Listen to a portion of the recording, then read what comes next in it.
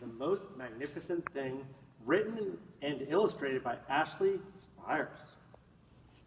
This is a regular girl and her best friend in the whole wide world. They do all kinds of things together. They race, they eat, they explore, they relax. She makes things, he unmakes things. One day, the girl has a wonderful idea. She is going to make the most magnificent thing. Take pictures. She knows just how it will look. She knows just how it will work. All she has to do is make it, and she makes things all the time. Easy peasy. First, she hires an assistant. The dog is the assistant. Next, they gather their supplies. They set up somewhere out of the way and get to work.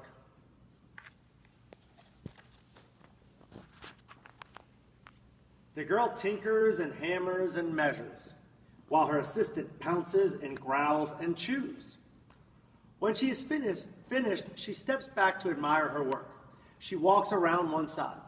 Her assistant examines the other side. It doesn't look right. Her assistant picks it up and gives it a shake. It doesn't feel right either. They are shocked to discover that this isn't magnificent or good. It isn't even kind of sort of okay. It's all wrong.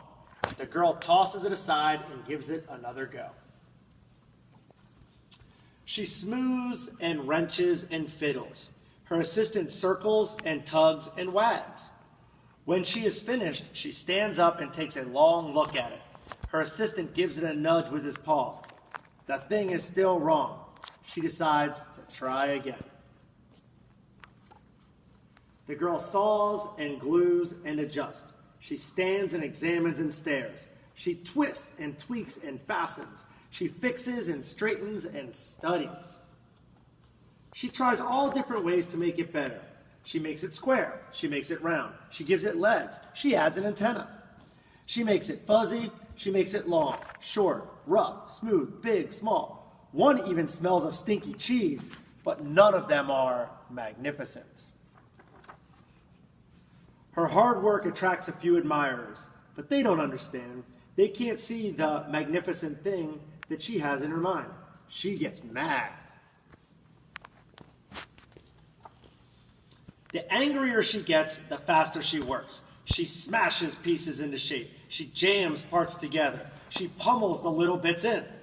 Her hands feel too big to work, and her brain is too full of all the not right things. If only the thing would just work. Crunch! The pain starts in her finger. It rushes up to her brain, and she explodes. It is not her finest moment. I'm not good at this. I quit. Her assistant suggests a walk. It's not much help at first. But before long, she starts to feel different. Bit by bit, the mad gets pushed out of her head. As they stroll along, she comes across the first wrong thing she made. The bad feelings are about to start all over again. Then she notices something surprising. There are some parts of the wrong things that are really quite right. The bolts on one, the shape of another, the wheel-to-seat ratio of the next. There are all sorts of parts that she likes. By the time she reaches the end of the trail, she finally knows how to make the magnificent. She gets to work. She works carefully and slowly, tinkering, hammering, twisting, fiddling, gluing, painting. Her assistant makes sure things are no distractions. This is the perfect thing to ward off bears, this guy says. This will stop that leak, this lady says. This one's all wet, says this little boy. The afternoon fades into evening. Finally, she finishes. She alerts her assistant. The pair take a good long look. It leans a little to the left, and it's a bit heavier than expected.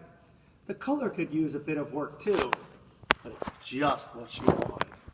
They climb aboard and take it for a spin. They are not disappointed.